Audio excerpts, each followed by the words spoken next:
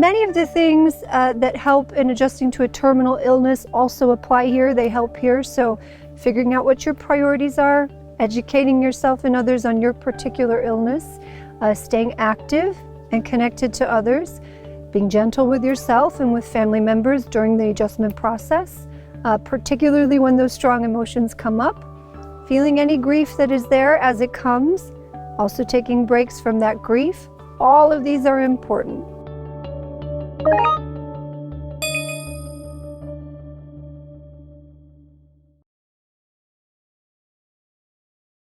If you've received a diagnosis of some form of dementia, of which there are several with different symptoms, you may feel some of those similar emotions that people who are diagnosed with a terminal illness do. There's a grieving process, so sometimes a little numbness, maybe a disbelief, sometimes a bit of anger or some worry about the future, all very normal.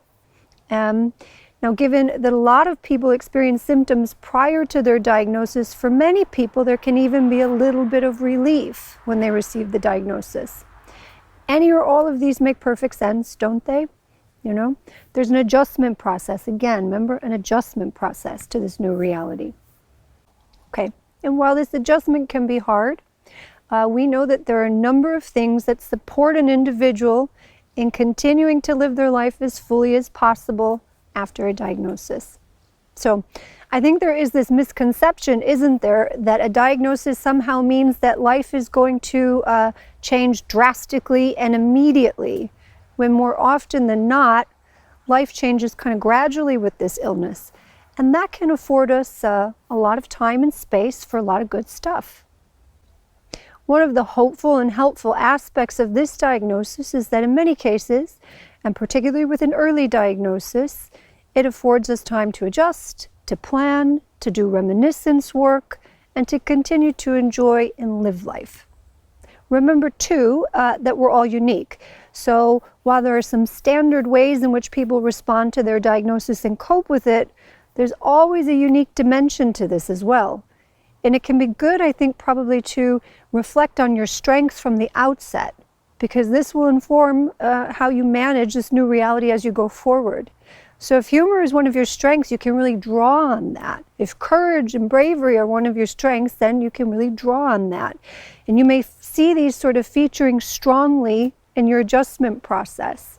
So if you haven't looked at your character strength profile yet, remember that you can do that by taking the VIA survey. So let's think for a minute about some of the things that help after a diagnosis.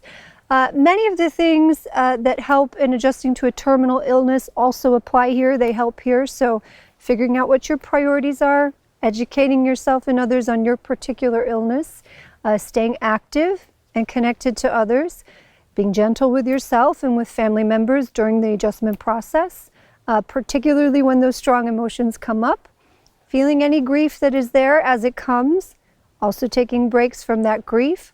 All of these are important. There are a few other things I think that are also important with this particular diagnosis though too, so let's speak about those for a minute.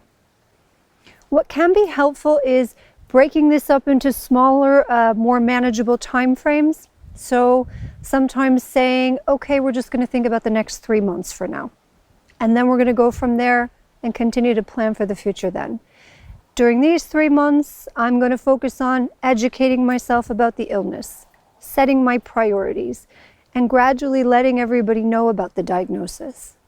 And then there'll be different tasks for the next 3 months. So taking it in manageable bits, I think, can be helpful here. Now, watching out for different reactions from loved ones. Sometimes there can be an element of denial for loved ones about this illness. The symptoms may not be readily apparent at first, and this, if they kind of aren't really seeing sort of the symptoms, they may say, oh, well, nothing has changed. You may get the sense that they're kind of acting as though nothing has changed. I think for you, this can be a little bit alienating sometimes because you maybe can't speak about your fears. And maybe sometimes loved ones aren't connecting symptoms to the illness, you know?